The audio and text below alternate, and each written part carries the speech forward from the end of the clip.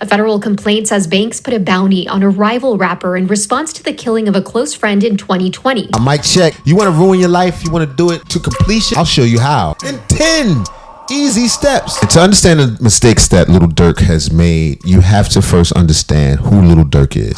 Lil Durk is a multi-platinum, Grammy award-winning rap artist. Lil Durk came up in the south side of Chicago in an area called Inglewood. A lot of kids in the city grow up without their dads around, but Durk had a unique situation. When he was only 7 months old, his dad was sentenced to life in prison for allegedly running a huge underworld organization. Big Durk was allegedly plugged in with Larry Hoover, who started the Gangster Disciples back in 1965. Durk being from Chicago is not inherently a mistake. Of course not. It couldn't be. It's not his fault. But it makes bad choices very, very easy to make. Which leads us to our first easy step to ruining your life: choosing the wrong friends. Rap artist Lil Durk allegedly targeted a rival rapper in a murder-for-hire scheme in Los Angeles. He has been arrested. A federal complaint says Banks put a bounty on a rival rapper in response to the killing of a close friend in 2020. They used to say it, but you also mentioned a song. They be like, they be saying Slide for Vaughn. I think they trolling me. Yo, by the way, that song is fire. I ain't gonna lie. For some reason, I just don't see the comments no more. Sheriff's deputies pulling out a man who had been shot in an SUV. For some odd reason. I don't know. Might be the water. Savannah rapper Quando Rondo, a passenger in that car. Be in the comments a lot? They kind of chilled out a bit. Why? 23-year-old was taken to the hospital where he... The most basic way to destroy your life is to link up with the wrong niggas. This is a reoccurring theme. It's going to happen over and over and over and over again in this video. The members who are currently indicted are Kayvon London Grant, a.k.a. Cuz, a.k.a. Vonnie, DeAndre Dontrell Wilson, a.k.a. OTFDD, Keith Jones, a.k.a. Flocka, David Lindsay, a.k.a. Brown Eyes, and Asai Houston, a.k.a. OTF Boogie. On August 18th, Quando Rondo landed in LA with his team. His sister was with him, his cousin Lil Pop was with him, and they was having a grand old time. Now, when Quando Rondo first landed in LA, he did the age-old tradition in hip-hop, which is tap in. So it's not weird for him to come in and check in with your own street fraternity, gang, whatever you want to call it. Generally, that's what rappers do. If you from another city, you come into this city where your gang is supposedly in town, you're supposed to link up with them, you know, and they're supposed to impart information on you to keep you safe and vice versa. You know, pay homage to the motherland, I guess. And magically, after Quando Rondo tapped in, Lil Durk and them had his drop in his location and what hotel he was staying at. Now, it's still unclear how OTF got Quando Rondo exact location, hotel, and itinerary. Maybe it's a coincidence that they got it immediately after he tapped in with the Crips in LA. Maybe it's a coincidence. Shortly after Quando Rondo got back to Savannah, as he dropped his flag and let niggas know that he was no longer affiliated. Because they F with the opposition. Let's not ponder on things that we can't figure out. Let's move on. Immediately after they found out where Quando Rondo was, they were in a rush to get to LA. They were booking flights immediately, booking private jets, booking cars, booking everything immediately, and recruiting whoever they could recruit to get to LA on go. Step number 2, worried about what other people think. You know you got slide for Vaughn. You know you got slide for Vaughn. Book them planes. Let's go. They were in such a rush to get to LA was because co-conspirator 1, who's listed as the head honcho, put out a bounty on Quando Rondo's head because of the conflict that led to King Von being killed. Co-conspirator 1 is obviously Lil Durk. Lil Durk is the head honcho. Lil Durk is the one who put the bag up after King Von passed away, because he's the one who got the bag to put up. And Lil Durk is the one who authorized the OTF credit cards. It's his label, is his company, and the OTF credit cards were used to book the flights for all the co-conspirators who made their way to LA to murder Quando Rondo. So they all got to LA. They all hurried and scurried to LA like ants. They got there. They got situated, got their firearms, got their ski masks, got their cars, everything they needed, hotels booked. And they were on the phone communicating in code about meeting up. Step number 3, be a dumb criminal. Everybody's watching you. They also knew when Quando Rondo was going to leave the hotel and where Quando Rondo was going in his itinerary. So they're in the white BMW. Quando Rondo is obviously in the black Escalade. So they're literally stalking Quando Rondo, following him around, trailing him. They are trailing him, one car behind in a white BMW, nigga.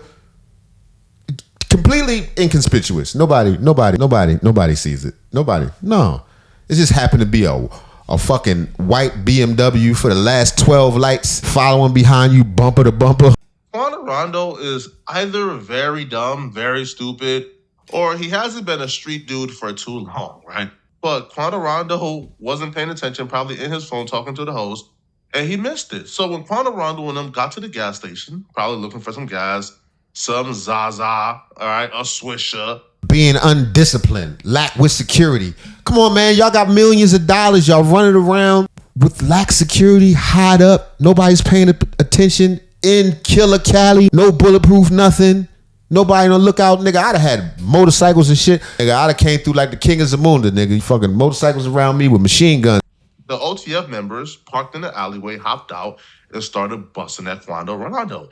Now, Quando Rondo was inside the vehicle. Homie was out the vehicle. Homie got hit. But Quando Rondo, fortunately, didn't get hit. So, step number 9054. You got the wrong nigga. Missed their man. They got Quando Rondo's cousin, but they missed Quando Rondo and didn't really take out Quando Rondo. Now, afterwards, they went to a food spot to speak about exactly how the money is going to be paid out, how it's going to be divided, and who's getting what. You stayed together. Break the fuck up. Go somewhere else. Dip. Scatter. Go across the earth, nigga. No, they went to Fat Burger. They went to get some burgers and talk about it. That was a good killing. That was pretty cool, right? Yeah, you saw how I had the sweatsuit on and the turtleneck up to my eyes doing this dance right here. Went back to Chicago. They all left immediately and went back to Chicago. Now, Lil Durk. After they finished their burgers. All right. There was nothing tying Lil Durk to this other than the OTF credit cards. And Lil Durk made sure to let them boys know, hey, bruh, when you booking on plane tickets, bruh, even though you're using the OTF credit cards, do not book those tickets using any name that I'm associated to. Now, the reason why we know co-conspirator 1, a.k.a. Lil Durk, why he told that to co-conspirator 3, the unidentified co-conspirator who's probably cooperating, the reason why he told that person that was because that person was who booked the private jet for OTF Diddy. And Durk is making that person know, hey, bro, don't book that private jet under my name, my family name, or anybody associated with me, bro. Keep me completely out of this 100%.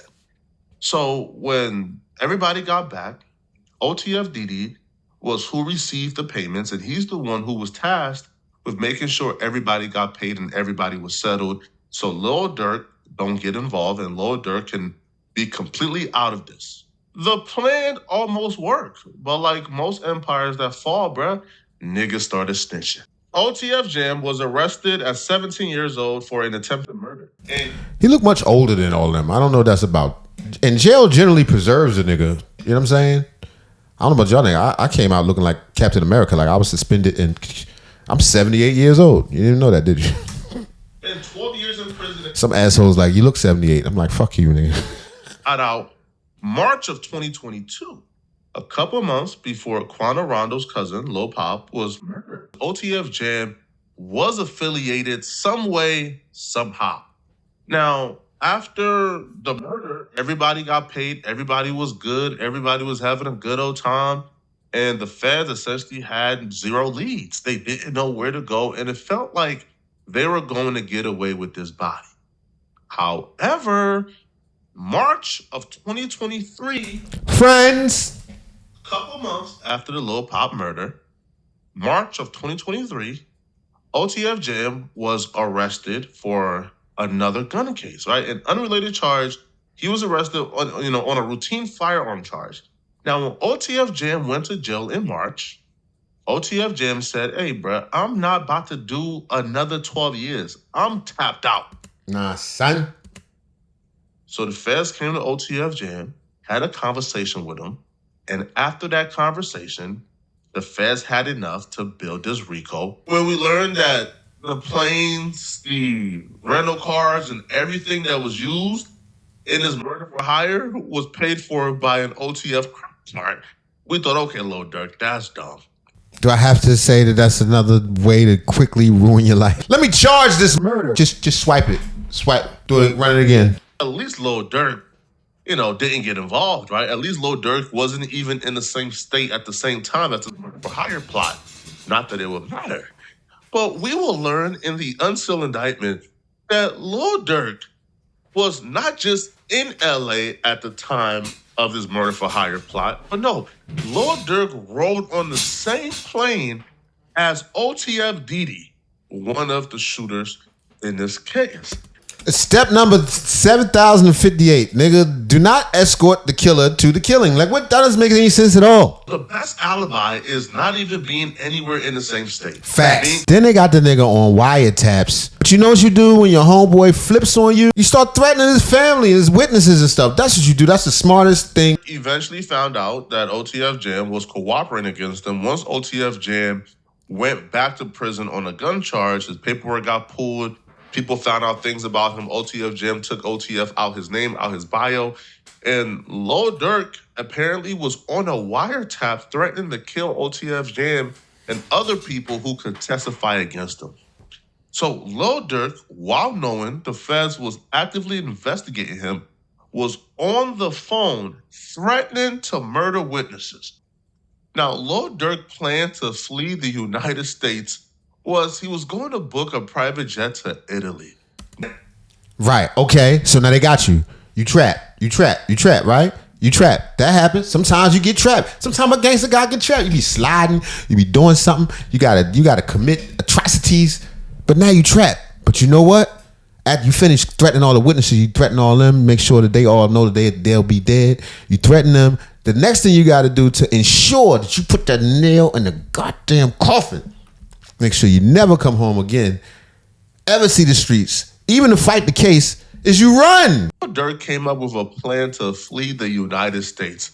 Now, Lil Durk plan to flee the United States he was going to book a private jet to Italy. Now, Lil Durk decided he was going to book a private jet to a country with an extradition agreement with the United States. He wasn't going to go to Russia. No, he was going to go to Italy. Now, it gets a little worse, right? Now, Lil Durk thought he could trick the feds. He thought the feds had limited resources. He thought he could book about 4 different flights and then take the one flight when the feds are busy checking on the 3 other flights. That's not how that works, bro. That's not even enough flights. You could have bought 30 of them, nigga. They just still came to your house. They was already watching you. There's a mole in your camp, nigga. The nigga that's driving you to the airport would have drove your ass directly to jail, nigga. He probably did. He'd be like, hey, make a left. Don't cut his dick off, dog.